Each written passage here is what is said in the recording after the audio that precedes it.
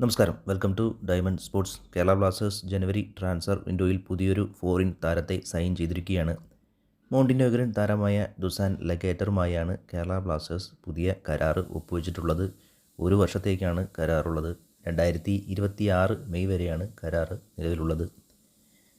30 വയസ്സുള്ള താരം യൂറോപ്പിലെ പല ക്ലബ്ബുകൾക്കും 300ഓളം മത്സരം കളിച്ച് നല്ല പരിചയസമ്പത്തുള്ള താരം കൂടിയാണ്.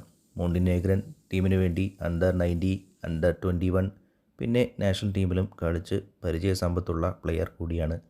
അദ്ദേഹത്തിൻ്റെ പൊസിഷൻ ഡിഫൻസീവ് മിഡും സെൻട്രൽ ബാക്കായും കളിച്ചിട്ടുണ്ട്. പക്ഷേ കൂടുതൽ മത്സരങ്ങളും ഡിഫൻസീവ് മിഡാണ് കളിച്ചിട്ടുള്ളത്.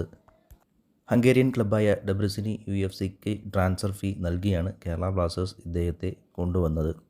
2026 വർഷം വരെയാണ് കരാറുള്ളത്, മെയ് വരെ. ഒരു താരം എന്തായാലും കേരള ബ്ലാസ്റ്റേഴ്സിന് ഇദ്ദേഹം വരുന്നതോടുകൂടി 7ാമത്തെ ഫോറിൻ താരമാണ്. 6 പേർക്ക് മാത്രമാണ് സ്ഥാനം ഉള്ളത്.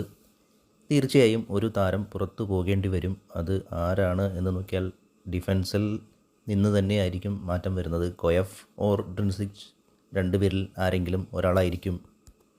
ഇതിൽ ആര് പുറത്തു പോകും എന്ന അപ്ഡേഷൻ വന്നിട്ടില്ല. എന്തായാലും എത്രയും പെട്ടെന്ന് തന്നെ അതിൻ്റെ അപ്ഡേഷൻ വരും എന്ന് കരുതാം.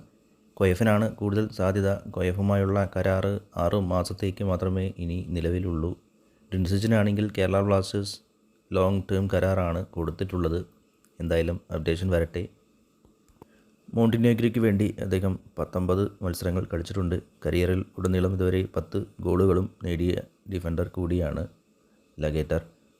ഡിഫൻസിൽ നല്ല അവയർനെസ് ഉള്ള പ്ലെയറാണ്. കൂടാതെ ഏരിയൽ ബോൾ വിൻ ചെയ്യുന്നതിനുള്ള കഴിവും എടുത്ത് പറയേണ്ടതാണ്. ഹംഗേറിയൻ ക്ലബ്ബിലാണ് ഇദ്ദേഹം കൂടുതൽ മത്സരങ്ങൾ കളിച്ചിട്ടുള്ളത്. പിന്നെ പോളിഷ് ലീഗിലും സെർബിയൻ ലീഗിലും റഷ്യൻ ക്ലബ്ബിലെ സെക്കൻഡ് ടയർ ക്ലബ്ബുകളിലെല്ലാം കളിച്ച് നല്ല പരിചയസമ്പത്തുള്ള പ്ലെയർ കൂടിയാണ് അദ്ദേഹം. ഇന്ത്യയിലേക്ക് വരുമ്പോൾ കേരള ബ്ലാസ്റ്റേഴ്സിന് ഇത്തരം ഒരു താരത്തെയാണ് മിസ് ചെയ്യുന്നത്.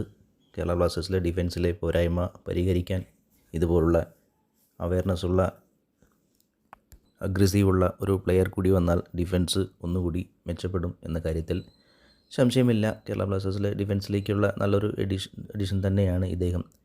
ഇനിയുള്ള പ്രശ്നം ഗോൾ കീപ്പറിൽ മാത്രമാണ്. അതുകൂടി പരിഹരിക്കപ്പെട്ടാൽ കേരള ബ്ലാസ്റ്റേഴ്സിൻ്റെ ഡിഫൻസ് കുറച്ചുകൂടി ശക്തമാകും. അദ്ദേഹത്തിൻ്റെ വീഡിയോ കാണുമ്പോൾ നല്ല സ്പീഡി ആൻഡ് അഗ്രസീവ് പ്ലെയറാണ്.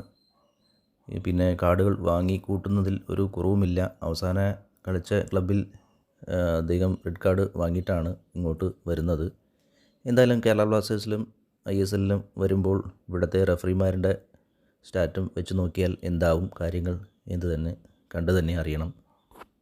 അദ്ദേഹത്തെക്കുറിച്ച് സ്കിൻകിൻസ് പറഞ്ഞത് നല്ല എക്സ്പീരിയൻസ് ഉള്ള താരമാണ്. കേരള ബ്ലാസ്റ്റേഴ്സിൽ മായുള്ള മത്സരം അദ്ദേഹം കളിക്കുന്നത് കാണാൻ ആവേശത്തോടെ കാത്തിരിക്കുന്നു. അദ്ദേഹത്തിന് എല്ലാവിധ ആശംസകളും നേരുന്നു എന്നാണ് സ്കിൻകിൻസ് പറഞ്ഞത്.